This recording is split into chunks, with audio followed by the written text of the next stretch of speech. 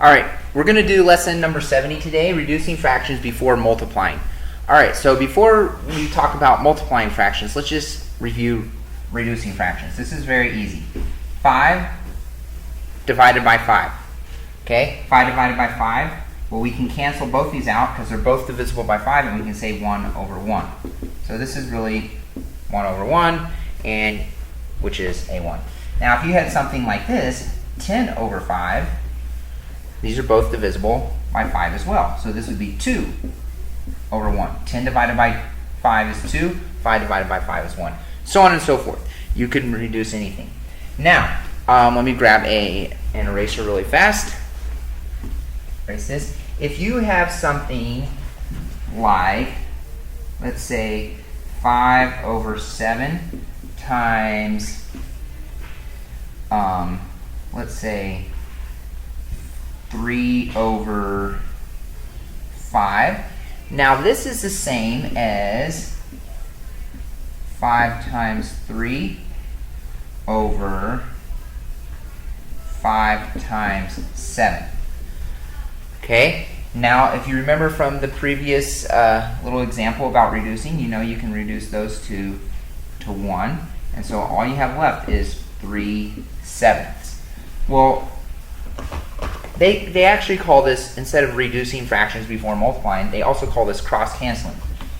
That means you can cancel only from top to bottom. So I'm going to go 5 and 5. Remember, I'm basically reducing that fraction to 1 over 1. Now 1 times 3, you multiply straight across, just like any other multiplication problem. 1 times 3 is 3. 7 times 1 is 7. Okay? So let's do a problem that's a little bit more difficult.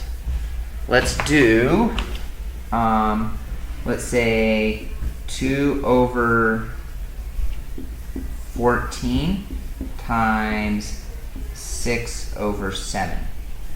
Now, some people say, I can reduce 2 over 14. Yeah, you can do that one too, but remember we're doing cross-canceling. So let's do cross-canceling first. I know that 2 and 6 are both divisible by 3. Or by 2. 2 divided by 2 is 1. 6 divided by 2 is 3. So make sure you write the answer to your division. 6 divided by 2, you write your answer right there, 3. Now 7 and 14 are both divisible by what? Well, you know your multiples of 7. So 7 is divisible by 7, and 14 is also divisible by 7. 7 and 14 have to be divisible by the same number, which in this case, they're both divisible by 7. So this is going to be 2. Now you multiply straight across. 1 times 1. I'm not using 2 or 7 anymore. I crossed them out and they became 1s. 1 times 1 is 1. 2 times 3 is 6. So the answer to that problem is 1/6. So I'm going to do a couple more problems out of the book. Okay, so now let's reduce this problem right here. Before you even start cross-canceling, multiply anything, you guys know you're supposed to do backward C. Okay, so let's do this backward C. 9 times 1 is 9, plus 1 is 10 ninths. You keep the same denominator. 5 times 1 is 5, plus 1 is 6 fifths. Then you can multiply those two. And then you realize that 9 and 6 are both divisible by 3. Cancel both of them out. 6 divided by 3 is 2.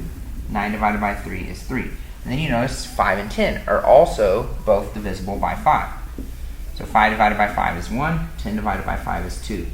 So our new multiplication problem is 2 times 2, which is 4. 3 times 1, which is 3. And if you want to write that as a mixed number, it is going to be 1 and 1/3. Okay? Get the next problem for you here in a second. Okay, so this is problem number 5 on your homework. So if you want to pause this and try the problem first and then come back and see if it's right, that would be the best way to learn this. If you're just copying off of me, you're not really getting much practice. So pause it, and then come back and see if you get it right. Okay. Welcome back, because I know you paused it, you listened to me. And I am going to first multiply by the reciprocal. In class, we call it keep, change, flip. So or keep the change, you filthy animal, however you want to say it. Okay, so we're going to go keep this 5 6, and then we're going to multiply by the reciprocal of 5 halves, which would be 2 fifths. Now that you did keep change flip multiplied by reciprocal, you notice that, hey, 5 and 5 are both divisible by 5, so those become 1s. And 2 and 6 are both divisible by 2, so 6 divided by 2 is going to be 3. So multiply straight across. 1 times 1 is 1. 3 times 1 is 3. Did you get 1/3? If you did, 2 thumbs up. If you did not, you can look right there and find your answer. Nothing wrong with missing a problem if you correct your mistake. Let me pause this. All right, here's a little homework help. I'm going to just run through these really fast. So first step you do over here is fraction bar, whole line. Find a common denominator, which in this case will be 6. 6 times what number will equal 6? Well, that will equal 1, which means if you multiply the bottom of this by 1, top by 1. Okay. 3 times what number equals 6? 3 times 2. If you multiply the bottom by 2, you got to multiply the top by 2. Okay, so this is going to be 5 times 1 is 5. 2 times 2 is 4. There's our fractions that are equivalent to 2/3 and 5 6, and they both have the same common denominator, and that's why we do this. Then we're going to add a 3 here. Don't forget your whole numbers. Add those up. 4 plus 5 is 9, and then you keep the common denominator of 6. 3 plus 4 is 7. Well, this is an improper fraction here, so I'm going to take 9 divided by top divided by bottom, 9 divided by 6. That'll be 1.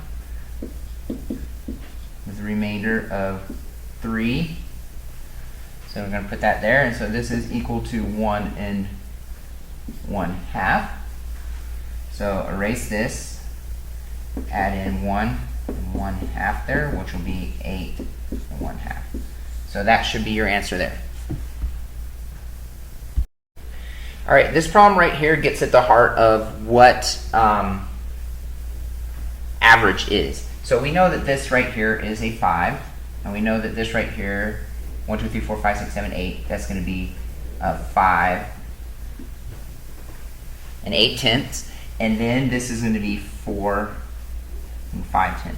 Okay, so 5 and 8/10 is going to pull the average more this way. Okay, it's pulling the average further away from 5. So the average is going to be more than 5. I just don't know exactly what it is yet. So when you average something, you add up these numbers: 4 and 5/10, 5 and 0/10. That way your decimals line up. And then the last one is 5 and 8/10. Add all that up. 8 plus 5 is going to be 13. Carry your 1. That'll be 10. That'll be 15 right there. And then you're going to take this and you're going to divide it by the number of numbers: 1, 2, 3. 3 will go into 15 5 times. 5 times 3 is 15. Subtract 0. Then you can bring down the 3. 3 will go into 3 one time. 1 times 3 is 3. Remainder is 0. Bring your decimal straight up. So the average of those 3 points is going to be 5 and 1/10. I like that problem.